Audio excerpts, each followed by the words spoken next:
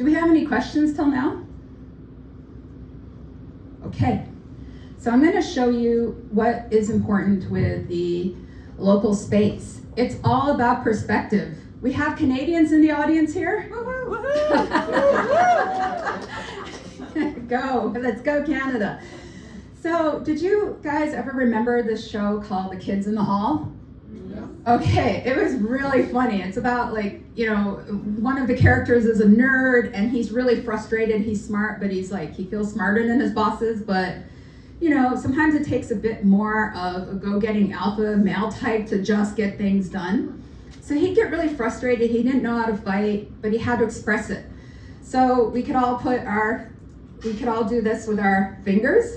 And what he used to do, you could look at anybody in the room who you really hate. Okay, so we're all going to reveal stuff here.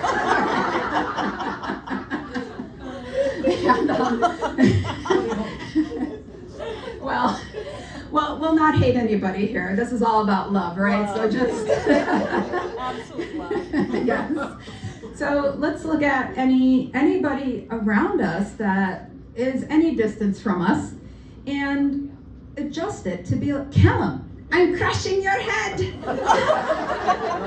So you could try that. You could crush my head. You're more than welcome if you want to. Oh God, it hurts. All right. But it used to show the camera on the guy going like, I'm crushing your head. And you're like, what the heck is this guy? What's this nerd doing? And then the camera would show you the perspective from behind his fingers, and you could see that he's crushing, his boss's head. And hey, it was better than a punch, I guess, sometimes, right? Not against punches with dudes, I get it. Sometimes you gotta express it, the Mars. But, oops, did I say something? No. Very naughty. So let me give you an idea. This is a perspective sculpture, and this is kind of the way that you would see your geospatial aspects and your view of the sky change. Now this starts off where if you're looking straight forward at it, and let's pretend it's like conjunctions, you're looking at an eye. And as he turns, you're gonna see that it starts to look less and less like an eye and more like a flock of birds that are flying. And then we could see there's so much depth to it too. We could actually see there are layers, there are distances from us. Which one of these dots is closest to us? Which one's the furthest? Which one's most at the edge? Which one is the one that resonates with you the most? Does that make sense? Does that start to read? Great, I see people nodding their heads. Okay, and of course, I just had to knock us out of this whole thing, right? So that's okay.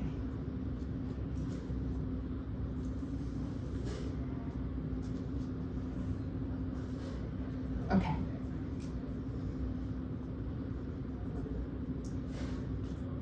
I'm going to blame this on my Neptune and Mercury connection. All right, so when we're looking at charts, or we're looking at our astrocartography, we're looking at the celestial sphere coordinates.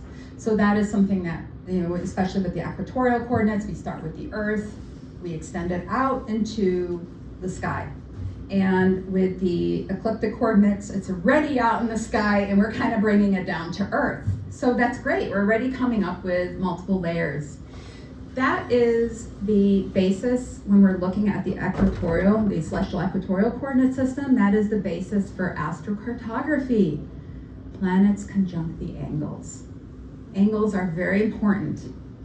We'll get into that in a second. The horizontal view, and yes, that is spelled correctly. There's no T in it, it's horizontal.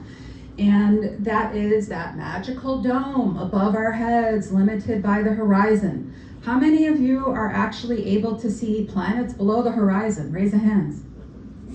Perfect. You guys are already ahead of the game.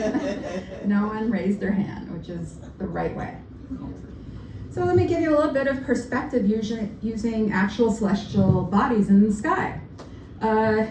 My apologies to anybody from the southern hemisphere. That's, she's all the way out in the back there, Rhonda from Australia. But this is gonna, it would be Sigma Octantis, the celestial counterpart. But for everybody else in the room that is in the northern hemisphere, when we look at Polaris, that's the northern sky, that's known to navigators as a navigating point, right? That's a guiding post in many ways. We know that's going to be where true north is. The coordinate, it's always at 89 degrees and 16 minutes. That doesn't change no matter where in the world you are. As we know, stars are fixed. They're not going to be moving. They don't orbit at the speed that the planets do. So if you're at the North Pole and you wanted to see Polaris in the sky, and the North Pole, as you know, is at 90 degrees, and Polaris is so close to that 90 degrees, you'd have to tilt your head all the way back just to see where Polaris is in the sky. However, if you're at the equator, just north of the equator, you'd have to face north. And it happens with this room to be around this area.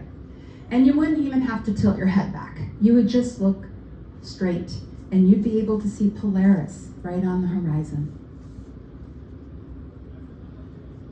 That's the difference when we shift our perspective.